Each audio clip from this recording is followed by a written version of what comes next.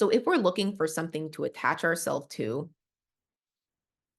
it ends up being like an unhealthy experience. When we think of even a relationship, sometimes people look for purpose, their value in either a relationship or in a job, right? Or they find their value in their finances or their looks. And what's happening is they are attaching themselves to something rather than creating a sense of flow. So, when we ask ourselves about purpose and we want to really understand the concept of purpose, purpose is not attaching ourselves to something, but it is more of an experience. So for some people, if they find purpose in their job, there's a lot of emphasis that goes into that, and the stakes are really high because, right, they're waiting to receive something from that space. So we have to be super mindful to know that when we look for purpose, there's a sense of satisfaction that is attached, but it's not going to come from one specific space. And that is the caveat. So, what we want to ask ourselves is, who are we outside of our daily routine? And where do you find purpose? What do you depend on for your happiness?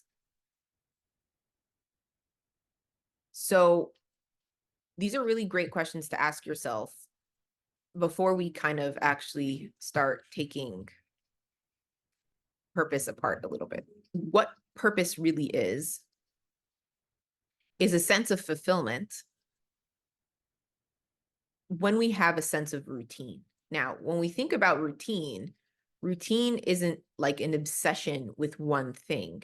Routine has its ebbs and flows, right? Like we eat, we sleep, we work, we create, we converse. And what happens is through that creation or development of consistency in routine, we experience these pockets of purpose. Because purpose, right? It's like saying, if you're, let's say we talk about food a lot here. If you're not hungry a whole day and you can get to the end of the day and you are starving, the result of not eating all day is why that you have such an appetite at the end of the day. But if when you weren't so hungry, you ate because in routine, there's a dictation of consistency, right? Of eating. So we kind of commit to routine, then we don't get to the end of the day with this enormous appetite, and then go to bed on a full stomach. So when we talk about balance in life, where we start feeling these kind of surges of insecurity or surges of a lack of purpose, many times that comes from not knowing how to create a sense of consistency in our life. So this is a really interesting thing. Also, something that I've learned from my own life of having children. What it says in Hebrew, it says Al tikra banayach ela bonayach, where it says don't call them your children, but call them your building blocks. What we're forced to create when we have children is a sense of stability for ourselves. We're here to build a certain sense of consistency for ourselves and for them. And sometimes through raising them, we experience the sense of purpose and fulfillment in that environment. So a lot of times we will kind of roll our eyes or feel overwhelmed with showing up. But the concept of showing up in itself is is where that sense of purpose is activated. And the thing is that anything that is purpose driven is bigger than ourselves. And that's something we have to understand, that for so many of us, when we think about purpose, we're thinking about ourselves. We're thinking about something where we become possessive over, rather than the sense of experience.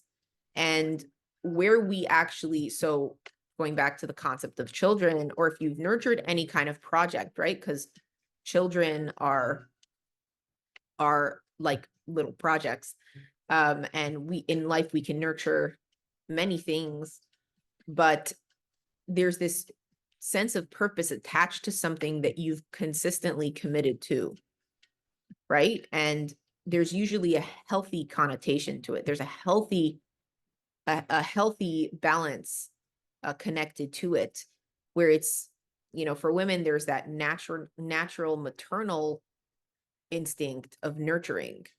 And through the challenges of day-to-day showing up and giving of yourself in a certain level, manifests into something greater than your own experience.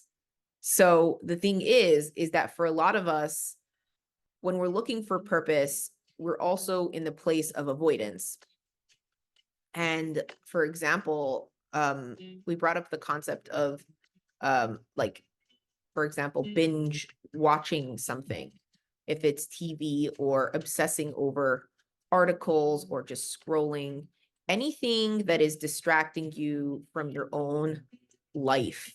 Some people get so obsessed in their friends' lives, in what everybody else is doing, rather than taking that time, right? Even when it comes to politics. And what happens is they're using their energy, right? They're zapping their energy, using this really great energy that could be used in other places, to avoid. And what the thing is that because there's this fear, we're scared of feeling what might come out of that if we actually faced those feelings. And the thing is, those feelings are really important. The problem is, a lot of people attach those feelings to concept of, oh, I've been traumatized as a child. I've been all the things that might come up. Oh, I'm feeling this. It's my my inner child. And it's like, no, it's momentum to be able to go out there and do all the great things. But instead, a lot of people use this energy to create a monster within themselves, rather than to build something great. So when you're looking for purpose, there's this concept of consistency, but then it's also knowing that that energy that comes out within you, right, that comes up, that rises with you every morning, is there to assist you in that transition, to assist you in that growth, to assist you in the ability to go and do the things you love and fall in love with yourself. So as you go into your day, just ask yourselves, where do you find purpose?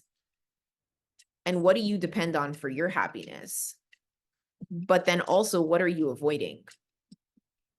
What energy inside yourself are you afraid of that you might be suppressing? And with that, it should give you good insight into how to evolve from that space. Let yourself heal.